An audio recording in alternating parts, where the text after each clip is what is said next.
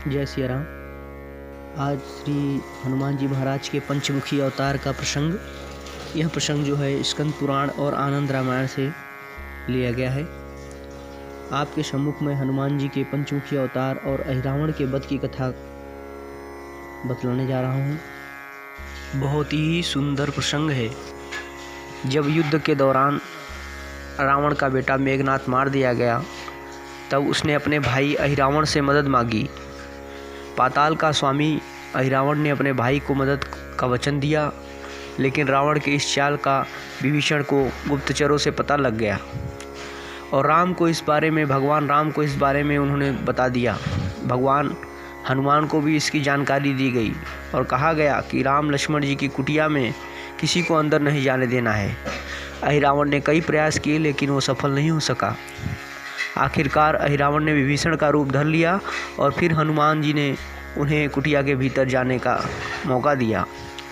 अहिरावण बड़ी तेजी के साथ कुटिया में भीतर गया और सोते हुए राम लक्ष्मण जी का अपहरण करके भाग गया। कुछ समय बाद जब हनुमान जी को एहसास हुआ कि कुछ तो गड़बड़ है, बहुत देर हो गया विभीषण जी को कुटिया में गए, पर अब तक जो है वो वापस नहीं आए। तो हनुमान जी ने जाकर देखा कि कुटिया में से राम लक्ष्मण जी गायब थे। वो तुरंत विभीषण जी के पास गए और उनको सारी कथा का विवरण दिया। विभीषण जी तुरंत समझ गए और उन्होंने कहा कि जरूर राम लक्ष्मण जी को अहिरावण हर ले गया। आशंकित विभीषण ने हनुमान को ये भी चेताया कि अगर वो जल्द पाताल लोक नहीं पहुँचे तो राम लक्ष्मण जी की भगवान की बलि दे देगा वो। विभीषण की बात सुनकर हनुमान जी तुरंत पाताल लोक को निकल गए। पाताल के दरवाजे पर हनुमान को एक द्वारपाल मिला, जो आधे वानर और आधे मगरमच्छ के स्वरूप में था। उसने अपना परिचय मकरध्वज के नाम से दिया। हनुमान जी से कहा कि मैं आपका बेटा हूँ, पुत्र हूँ। हनुमान जी आश्चर्य पड़ गए और जवाब दिया कि मैं तो बाल ब्रह्मचारी हूँ और मेरा तो कोई बेटा है ही नहीं। तब मकरध्वज ने बताया कि जब आप अशोक वाटिका में सीता जी के पास गए थे, तो समुद्र लांघते समय जो आपके पसीने का बूंद गिरा था, उसे एक मगरमच्छ के मुंह में पड़ी, जिससे मेरा जन्म हुआ।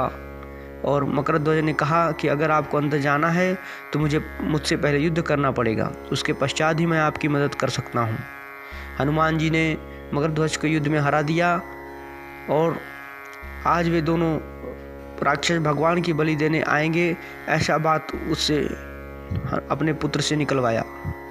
हनुमान जी माँ कामाक्षा के पास गए और उन्हें सहायता के लिए मनाया। तब माता ने हनुमान जी को बताया कि मंदिर में 5 दिशा में दीपक जल रहे हैं, अगर इन्हें एक साथ बुझाया जाए तभी अहिरावण की मृत्यु संभव है। राक्षस राम और लक्ष्मण जी की मूर्छित अवस्था में लेकर मंदिर पहुंचा। तब हनुमान जी ने देवी की आवाज़ में कहा कि पूजा आदि मंदिर के झरोखे से बाहर से की जाए। राक्षस ने वैसा ही किया तथा राम और लक्ष्मण को भी झरोखे से भीतर छोड़ दिया। हनुमान जी ने श्री राम लक्ष्मण को मुक्त किया और मकरध्वज को ध्यान रखने को कहा और राक्षसों से युद्ध करने लगा। इसके बाद भीषण युद्ध हुआ, किंतु अहिरावण अथवा महिरावण के रक्त से नए नए अहिरावण अथवा महिरावण पैदा होने लगे। तब मकरध्वज ने बताया, अहिरावण ने बल से एक नाग कन्या को उठा लाया है, वही इसकी मृत्यु का राज बता सकती है।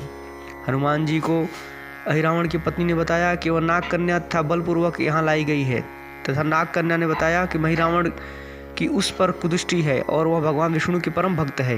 यदि राम जी उससे विवाह करें तो वह दोनों इन राक्षसों को नष्ट करने का उपाय बता सकती है। यह सुनकर हनुमान सोच में पड़ गए और कुछ चिंतन करके हनुमान जी ने उत्तर दिया कि यदि राम जी के बोझ से उसका पलंग न टूटा तो वह ब्याह कर लेंगे। नाग कन्या बताया कि एक बार कुछ राक्षस बालक भौरों को पकड़कर कांटे चुभा रहे थे, तभी अहिरावण और महिरावण ने भौरों को बचाया था। तब उस भ्रमर ने वचन दिया कि वे पूरे समुदाय सहित उनकी रक्षा करेंगे।